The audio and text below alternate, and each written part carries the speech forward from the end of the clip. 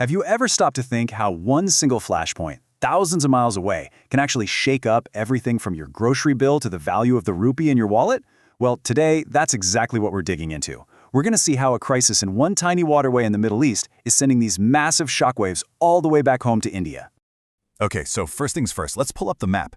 We're talking about the Strait of Hormuz. And look, it's this incredibly narrow strip of water, just 33 kilometers wide at its skinniest point. But you can't let that tiny size fool you. This isn't just some random channel. It is, without a doubt, one of the most critical maritime choke points on the entire planet. And this number, this really tells you everything you need to know about the stakes. 20%. A full 1/5 of the entire world's oil supply has to squeeze through this single passage. So if there's a problem here, it's not just a local issue. It's a full-blown global energy crisis just waiting to happen. And India's economy is right in the crosshairs. So here's how we're going to break it all down. First, we'll look at the crisis itself, right at the choke point. Then we'll follow the economic shockwave as it hits India. After that, we'll zoom in on some huge internal debates happening at the same time.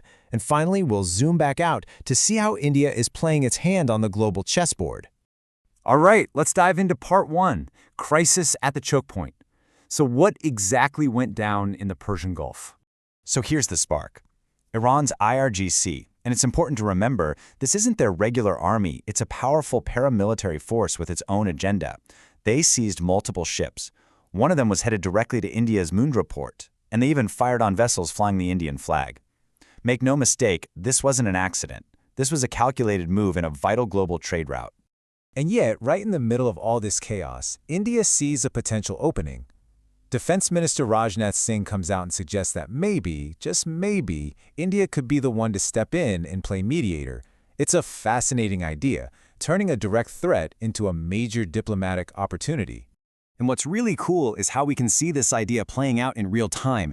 India is walking this incredibly delicate diplomatic tightrope, talking to the Americans, talking to the Iranians, and managing to get almost all of its ships through safely. You know, this isn't just smart foreign policy. It's actually a direct reflection of Article 51 of our Constitution, which says India should work to promote international peace. It's policy in action.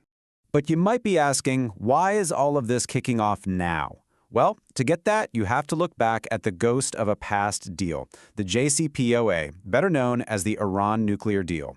When the U.S. pulled out of that agreement back in 2018, it basically tore up the rulebook, slapped sanctions back on Iran, and planted the seeds for the exact kind of conflict we're seeing today. And India isn't the only big player caught in the middle here. Just look at China. They buy something like 90% of Iran's oil. So for them, this crisis is a huge problem. It hits their energy security right where it hurts, and it really forces them to rethink their entire foreign policy playbook of non-interference, of not getting involved in other countries' messes. So that's the big geopolitical chess game. But how does a conflict thousands of kilometers away actually start hitting your wallet? Let's trace the economic shockwave. The first impact was immediate, and it was painful. As soon as those shipping lanes were threatened, the price of urea, a fertilizer that's absolutely vital for our farmers, just skyrocketed. We're talking a jump of more than 15%. And that's not just a number on a chart. That's a direct hit to our agricultural sector, right before the super important Kharif sowing season. At the very same time, the crisis sent a shiver through global financial markets. And when investors get nervous, they tend to pull their money out and run to what they see as a safe haven, which is usually the US dollar. The result? Our rupee took a big hit, which in turn makes everything we import, especially oil, that much more expensive. It's a vicious cycle. But here's the thing. It's not fair to blame this crisis for everything. What it really did was act like a big magnifying glass on some pre-existing vulnerabilities in our economy. The rupee's weakness is also about deeper structural issues. Things like foreign capital flowing out when things get shaky, or the fact that we consistently import more than we export. That creates something called a current account deficit, which puts constant pressure on our currency. So, as you can imagine, the Reserve Bank of India is watching all of this like a hawk. Their inflation dashboard is just flashing red. They're basically staring down a perfect storm of risks. You've got the war messing with supply chains, you've got rising energy prices across the board, and then you have the threat of El Niño potentially disrupting our monsoon, which could send food prices through the roof. So, you have this massive external crisis putting all this pressure on the government. But what makes things even more intense is that this is all happening while India is already right in the middle of some huge, monumental internal debates about the very future of its democracy. And a huge part of that is this thing called delimitation.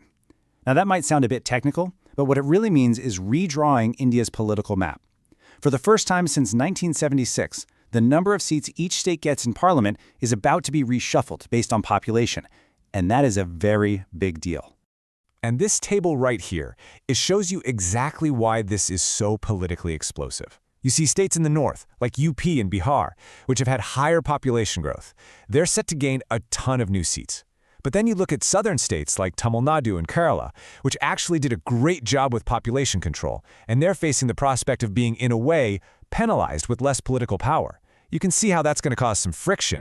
And at the same time, the Supreme Court is wrestling with the Sabarmala case, which is basically a head-on collision between two of our fundamental rights. On one hand, you've got Article 25, which protects your individual right to practice your religion. But on the other, you have Article 26, which gives a religious group the right to manage its own affairs. So what happens when those two fundamental ideas clash? Well, to try and figure that out, the court uses a tool called the Essential Religious Practice Test.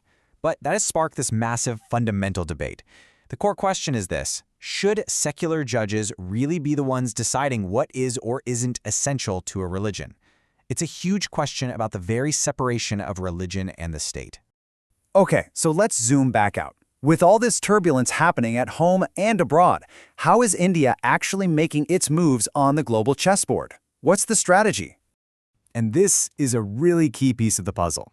You know, a crisis like the one in Hormuz is a brutal reminder that you can't put all your eggs in one basket. That's why, even while it's busy putting out fires in West Asia, India is also building new bridges somewhere completely different, in Northern Europe. This upcoming Nordic summit isn't just a friendly chat, it's a strategic move to diversify India's partnerships in areas like green tech and climate, to build more resilience for the future. And this idea of finding new approaches isn't just happening in geopolitics. Take climate change, for example. There's this really fascinating shift going on where activists are moving away from the old narratives of doom and sacrifice. Instead, they're trying to frame climate action around joy and community to fight off that feeling of eco-anxiety. It just goes to show that tackling our biggest challenges might need new mindsets, not just new policies. So think about it. A naval standoff in Hormuz shines a harsh light on our economic weak spots. That economic pressure then adds fuel to these fiery internal debates we're having.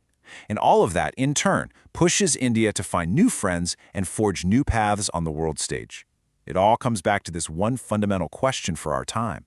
In a world that's just filled with constant crises, what is a nation's greatest strength? Is it raw military power, or is it smart, agile diplomacy? Definitely something to think about. If you're ready to really practice all 8 mains questions from today's news, and you want to get your hands on Prelims MCQs and detailed notes, go ahead and download the complete PDF. Just scan the QR code on your screen or use the link in the description to join our Telegram channel. Keep up the amazing work, stay consistent, and I will see you in the next explainer.